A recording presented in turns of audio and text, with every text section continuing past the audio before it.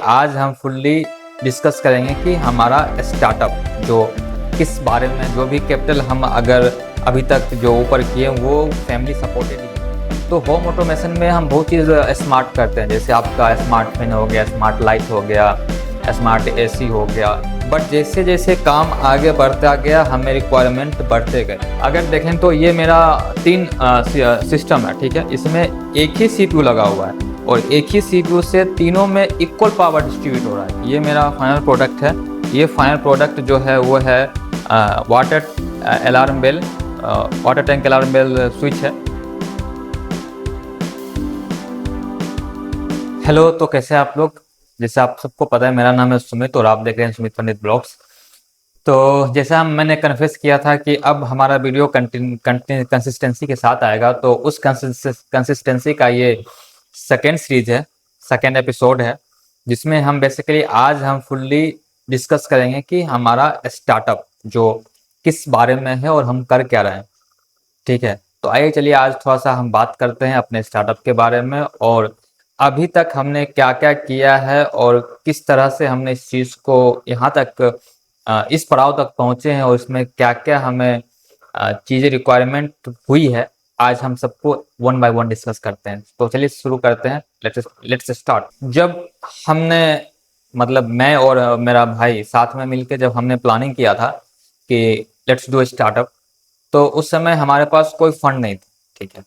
ना हम जॉब कर रहे थे ना वो जॉब कर रहा था। जो भी कैपिटल हम अगर अभी तक जो ऊपर किए वो फैमिली सपोर्टेड ही है, ठीक है। पहला बात तो ये। दूसरा बात ये था कि हमें थोड़ा बहुत आइडिया था कि आईओटी है, उसमें कुछ करेंगे, बट कुछ क्लियर नहीं था कि एग्जैक्ट हम क्या बनाएंगे। आईओटी में जो मेन लोग एंट्री करते हैं वो स्मार्ट होम सॉल्यूशन से करते हैं। आईओटी और इंटरनेट ऑफ थिंग्स सिर्फ होम ऑटोमेशन ही नहीं है, इसमें वास्ट स्केल ऑफ एप्लीकेशन आते हैं। लेकिन जिन लोग होम ऑटोमेशन से स्टार्ट करते हैं, इसलिए हमने भी होम ऑटोमेशन से स्टार्ट किया। तो होम ऑटोमेशन में हम बहुत चीज़ स्मार्ट करते हैं, जैसे आपका स्मार्ट फैन हो गया, स्मार्ट लाइट हो गया, स्मार्ट एसी हो गया। हम बहुत चीज़ स्मार्ट कर सकते हैं। तो हमने कहा कि स्मार्ट कर सकते हैं, लेकिन हमें कोई एक ऐसा प्रोडक्ट चूज करना पड़ेगा जिसको हम पहले बनाते हैं। वो जब बन जाएगा फिर हम दूसरा बनाएंगे, जैसे स्मार्ट डोर हो गया, स्मार्ट रिंग बेल हो गया।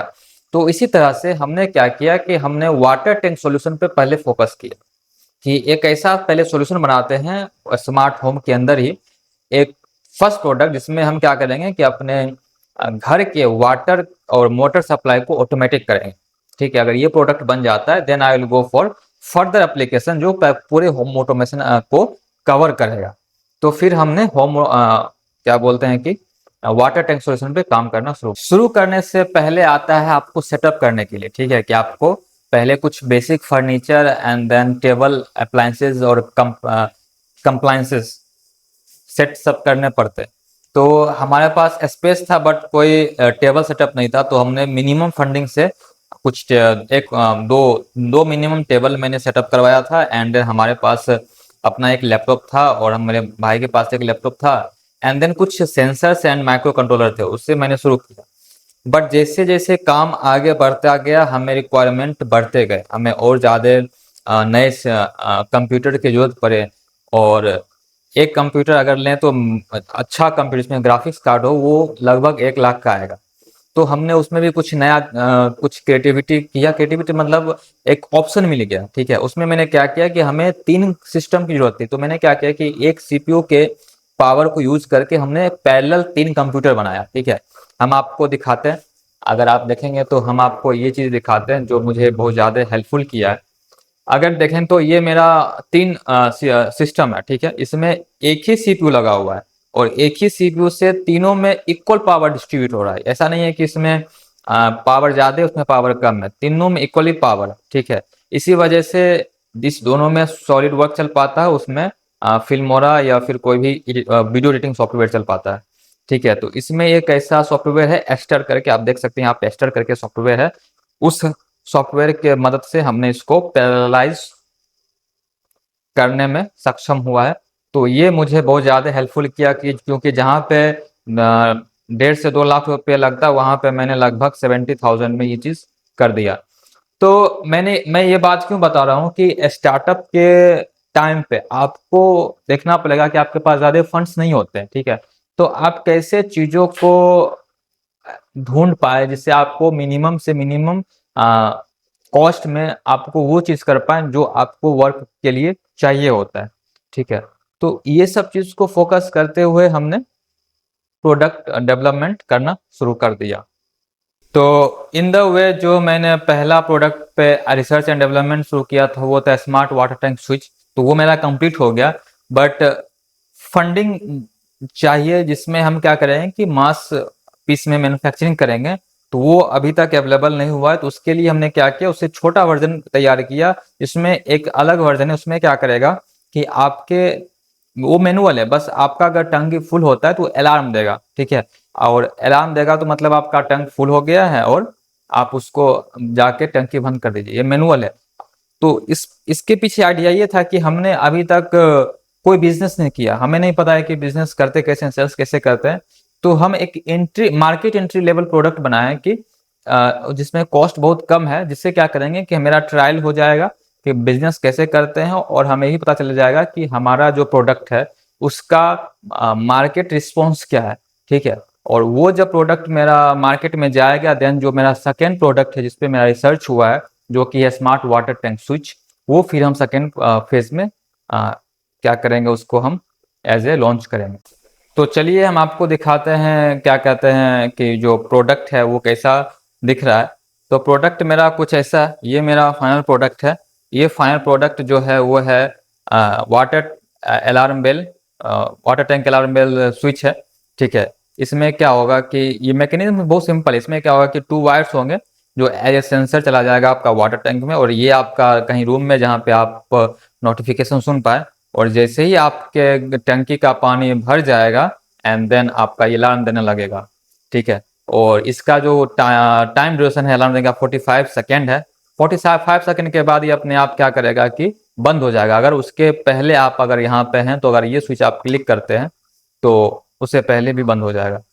तो इसमें भी बहुत सारा टेक्निकल पार्ट्स हैं जिसपे हमें काम करना पड़ा, इतना इजी नहीं था। सेंसर देखना है, बैटरी ऑप्टिमाइजेशन करना है, एंड देन क्या कहते हैं कि फॉल्स रीडिंग ना दे, टंकी में पानी नहीं भरा एंड देन ये बजने लगा, ठीक है? तो उन सब को छोटा छोटा माइनर जो ग्लिच या बग्स होते हैं खत्म करने के बाद ये प्रोडक्ट रेडी है। अब इसका क्या होगा, अब मैन्युफैक्चरिंग होगा, ठीक है? इसका लगभग हम 1000 पीस मैन्युफैक्चरिंग कराएंगे and then I will launch as a my first product as my brand. तो आपने ये देख लिया कि हमने जो स्टार्टअप किया उसमें जो प्रोडक्ट बना रहे हैं उस प्रोडक्ट का प्रोटोटाइप रेडी हो चुका है, जो फर्स्ट प्रोडक्ट हम लॉन्च करेंगे। लेकिन लॉन्च करने से पहले आपको अपने कंपनी को रजिस्टर करना पड़ेगा। आपको अपने कंपनी को गवर्नमेंट को दिखाना पड़ेगा कि आप एग्जिस्ट करते हैं, आप रियल हैं, एज ए कंपनी आप चला रहे हैं। तो उसके लिए आपको कंपनी रजिस्टर करना पड़ेगा जो वेरियस कैटेगरी में आते हैं। सपोज कीजिए कि अगर आप अकेले कंपनी खोले हैं, ठीक है, तो उसमें आप प्रोप्राइटरशिप पे आप रजिस्टर करेंगे। आप अगर पार्टनरशिप में है तो पार्टनरशिप के साथ करेंगे। अगर कंपनी को एज ए अलग एंटिटी दिखाना चाहते हैं तो वो प्राइवेट लिमिटेड या 1 पर्सन कंपनी या ओपीएल बोलते हैं, 1 पर्सन लिमिटेड ऐसा ही कुछ होता है। एंड देन वन है कि एलएलपी, ठीक है? तो कुछ ऐसी ही कैटेगरी हैं जिसमें आपको कंपनी को बनाना पड़ेगा कि आप किस कैटेगरी में कंपनी को बनाना चाहते हैं। वो डिफाइन वो तब करता है जब आपको ये डिसाइड करना पड़ेगा कि आपका काम कैसा है और आप किस कैटेगरी के लिए एलिजिबल हैं या आपको सुटेबल, आप सुटेबल हैं कि लगेगा हाँ इसमें हम सुटेबल। जैसे हमारा कंपनी है, हम बेसिकली इसको प्राइवेट लिमिटेड बनाना चाह रहे हैं, जिसमें प्राइवेट लिमिटेड में क्या होता है कि आपकी जो कंपनी है और आप दोनों की लायबिलिटी अलग अलग होती है, ठीक है?